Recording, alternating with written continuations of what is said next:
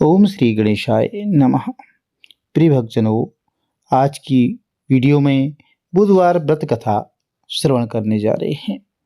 गृह शांति और सर्व सुखों की इच्छा रखने वाले जातकों को बुधवार का व्रत अवश्य करना चाहिए। इस व्रत में रात दिन में एक बारी भोजन करना चाहिए। इस व्रत के समय हरी वस्तुओं का उपयोग करना बहुत ही श्रेष्ठ होता है।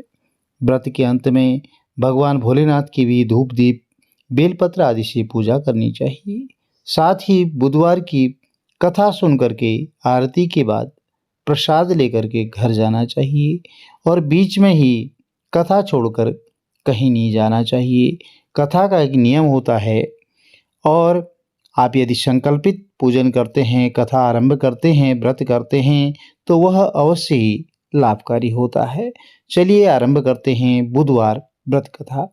बोलिए गणपति गजानन महाराज की जय, शंकर भगवान की जय। एक समय एक व्यक्ति अपनी पत्नी को विदा करवाने के लिए अपनी ससुराल गया। वहां पर कुछ दिन रहने के बाद सास ससुर से विदा करने के लिए कहने लगा, किंतु सबने कहा कि आज बुधवार का दिन है, आज के दिन गमन नहीं करते हैं। वह व्यक्ति किसी प्रकार नहीं माना और जिद करके हठधर्मी करके बुधवार के दिन ही अपनी पत्नी को विदा कराकर अपने नगर की ओर चल पड़ा। राह में उसकी पत्नी को बहुत प्यास लगी तो उसने अपने पति से कहा कि मुझे जोर से प्यास लगी है। तब वह व्यक्ति लोटा लेकर के रथ से उतरकर जल लेने चला गया। जैसे ही वह व्यक्ति पानी लेकर अपनी पत्नी के निकट आता है तो वह यह देखकर आश्चर्य से चकित रह जाता है कि ठीक अपनी ही जैसी सूरत वैसी ही वेशभूषा में एक व्यक्ति पत्नी के पास रथ में बैठा हुआ है और पत्नी से बातें कर रहा है। उसने क्रोध से कहा कि तू कौन है जो मेरी पत्नी के निकट बैठा हुआ है? तो दूसरा व्यक्ति बोला, यह मेरी पत्नी है, मैं अभी अभी ससुराल से विदा कराकर ला रहा हूँ। तो वे दोनों व्यक्ति आपस में झगड़ने लगे। तभी राज्य के सिपाही आकर के लोटे वाले व्यक्ति को पकड़ने लगे। तो स्त्री से पूछा कि तुम्हारा असली पति कौन सा है? तो तब पत्नी शांत ही रही क्योंकि दोनों एक जैसे थे। वह किसे अपना असली पति कहे? तो वह व्यक्ति ईश्वर से प्रार्थना करता हुआ बोला कि हे परमेश्वर, यह क्या लीला है कि सच्चा झूठा बन रहा है? तो तभी आकाशवाणी हुई कि अरे मूर्ख, आज बुधवार का दिन है। बुधवार के दिन तुझे गमन नहीं करना था, तूने किसी की बात नहीं मानी और यह सब लीला बुद्धदेव भगवान की है। उस व्यक्ति ने बुद्धदेव से प्रार्थना की और अपनी गलती के लिए क्षमा मांगी।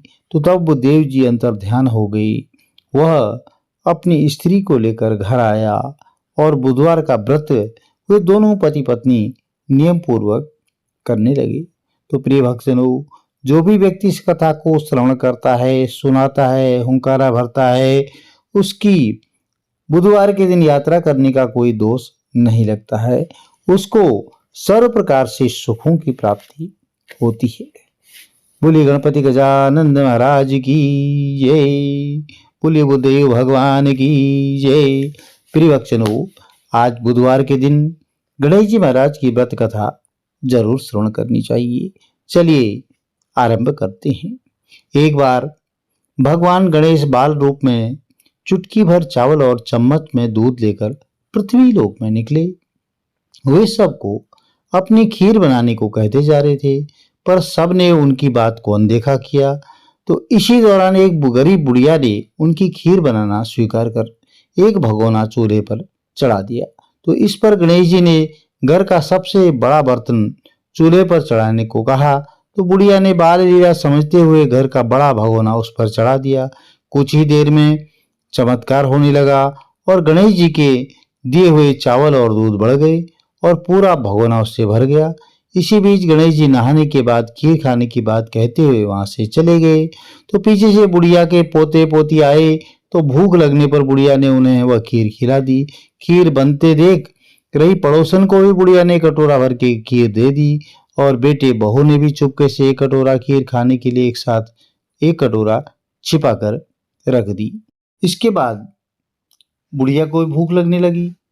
अब बुढ़िया ने भी खाने के लिए खीर हाथ में ले ली और बोली, आजा रे गणेशिया, खीर खा ली।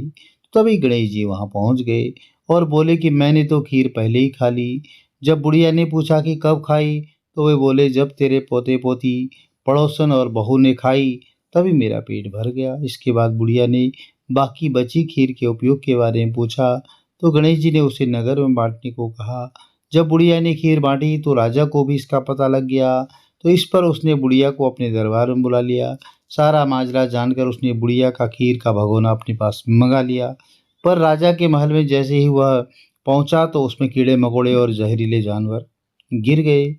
अब इस वह देख राजा ने वह बर्तन वापस बुढ़िया को दे दिया और जो उसके घर ले जाते ही वापस पहले जैसा हो गया।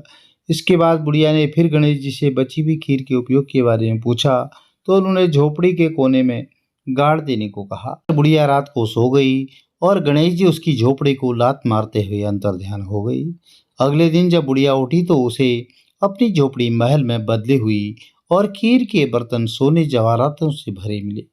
गणेश जी की कृपा जान करके बुढ़िया काफी प्रसन्न हो गई और इस प्रकार उसे सुख समृद्धि प्राप्त हुई।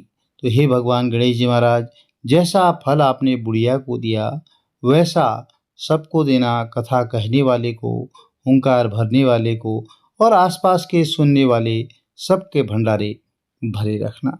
तो प्रिय भक्तजनों, यदि यह कथा आपको अच्छी लगी तो चैनल को लाइक कीजिए, शेयर कीजिए, सब्सक्राइब कीजिए, साथ में बेल आइकन अवश्य प्रेस कर दीजिए, जिससे कि आने वाली वीडियोज़ की नोटिफिकेशंस आपको ठीक समय पर मिलती रहे। भगवान गणेश जी महाराज का आशीर्वाद, भगवान भोलेनाथ का आशीर्वाद आपके कुटुंब में, परिवार में सदैव बना रहे। हर हर महादेव, जय माता दी।